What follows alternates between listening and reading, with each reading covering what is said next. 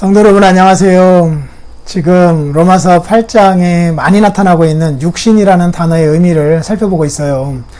성경에서 이 육신이라는 단어가 참 많은 의미로 참 많이 사용되고 있다라고 하는 것 여러분들에게 말씀을 드렸어요. 다시 한번 정리해 볼까요? 첫 번째는 몸뚱아리를 나타내는 거예요. 몸. 영혼의 반대라고나 할 수 있을까요? 어쨌든 이 몸이 아프다라고 할 때 그거요. 그래서 누구든지 자기 육체를 미워하지 않고 오직 양육하여 보호하기를, 이 몸을 말하는 거잖아요. 두 번째는 몸과 영혼, 이 전체를 표현하고 있는 전인으로서의 인간, 개인이에요. 율법의 행위로 그 앞에 의롭다 하심을 얻을 육체가 없다. 이건 몸뚱아리를 말하는 게 아니잖아요. 그런 사람이 없다라고 하는 표현이죠. 몸, 그리고 사람, 이런 건 어떻게 보면 도덕적으로 중립적인 말들인데, 이제 세 번째가 중요한 거였잖아요. 그리고 이 의미로 로마서 8장에서 무더기로 나오는 거죠. 그게 뭐냐면, 그 죄된 본성을 따라 살아가고 있는 인간의 모습.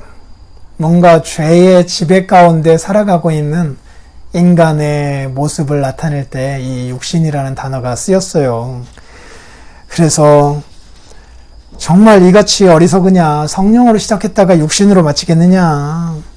육신의 일을 생각하는 자들은 육신의 일을, 육신을 따르는 자들은 육신의 일을, 영을 따르는 자들은 영의 일을 생각한다. 육신의 생각은 사망이요, 영의 생각은 생명과 평안이다 라고 하면서, 이때 육신이라는 단어는 성령 하나님과 대비해서 주로 말씀하고 있다라고 하는 사실을 밝혔고, 로마서 8장에서 이 의미로 육신이라는 단어를 아는 것은 매우 중요하다라고 여러분들에게 말씀을 드렸어요. 그리고 또 하나 이런 의미가 있습니다. 혈통이라는 의미가 있어요. 혈통이요. 로마서 안에서도 많이 쓰였습니다. 1장 3절이요. 육신으로는 다윗의 혈통으로 나셨고, 예수님에 대한 얘기잖아요. 이게 예수님이 몸뚱아리만 다윗의 혈통으로 나셨다 이렇게 말할 수는 없잖아요. 전인으로서의 한 개인 예수님이 그 다윗의 혈통으로 나셨다. 이 두 번째 의미는 그래도 좀 가깝게 이것과 연관 지을 수 있어요. 그렇지만 세 번째, 죄된 본성을 가지고 태어났다라고 할 때 그 육신의 의미는 여기에 적용 안 되잖아요. 육신으로는 다윗의 혈통으로 나셨고, 이 말씀이요. 또 4장 1절, 그런즉 육신으로 우리 조상인 아브라함이 무엇을 얻었다리요. 이것도 어떤 혈통을 나타냅니다. 로마서 9장 8절, 곧 육신의 자녀가 하나님의 자녀가 아니요 오직 약속의 자녀가 씨로 여기심을 받았느니라.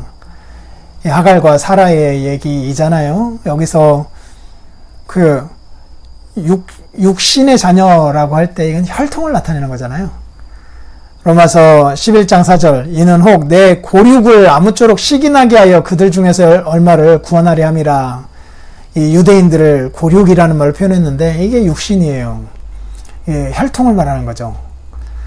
갈라디아서 4장 23절도 여종에게서 육체를 따라 낳고, 이스마엘이죠. 자유 있는 여자에게서 약속으로 말미암았느니라. 이삭이겠죠. 이처럼 육신, 육체라는 말이 혈통을 나타내는 의미로도 쓰였습니다. 좀 복잡해 보이지만 이 육신이라는 단어를 통하여서 여러 개를 설명한 거예요. 몸을 나타내기도 하고 전인을 나타내기도 하고 어떤 혈통을 나타내기도 했지만, 사도 바울의 서신에서 조금 독특하게, 조금은 부정적으로 쓰였던 것이 죄된 본성을 지니고 살아가는 인간의 모습을 육신이라는 말로 표현했던 거예요. 이런 감각이 있었거든요. 제가 대학교 3학년 때인가 4학년 때인가 하이데거라고 하는 철학자의, 형이상학 철학자의 존재와 시간이라고 하는 책을 읽고 교수님하고 이제 대화를 나누는 중에 이 육신, 육체 요 단어요. 요 단어를 그 책에 나와 있는 그 어감에서 어떤 때는 몸으로, 어떤 때는 육신이나 이런 의미로 제가 번역을 하더래요. 자기는 그것 때문에 굉장히 번역하기가 어려웠는데, 그냥 똑같은 단어를 저는 너무 자연스럽게 좀 구분해서 문맥 하에서 그 번역을 하고 있더래요. 그래서 어떻게 그렇게 번역을 했느냐라고 한번 물어본 적이 있었거든요.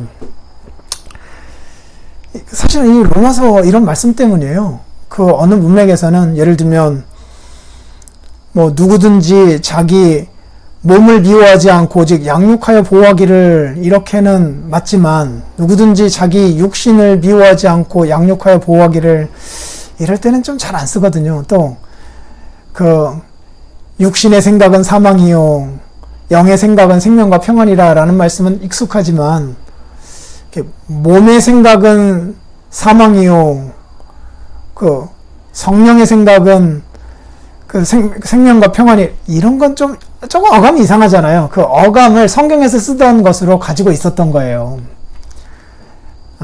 그래서 그런 것들이 자연스럽게 나오지 않았나 싶어요. 그러니까 성경에서 말하는 그 어감을 우리들이 계속 살려가는 일이 필요한 것 같아요. 그래서 이 육신이라는 말, 특히 세 번째 의미, 죄된 본성을 가지고 살아가고 있는 인간의 모습을 나타낼 때 이 단어가 쓰이고 있고, 성령 하나님 안에서 살아가는 삶의 반대 모습으로 나타나고 있다라고 하는 것 기억하고 로마서 8장을 읽어가시면 좋겠습니다. 또 내일 뵙도록 하겠습니다. 감사합니다.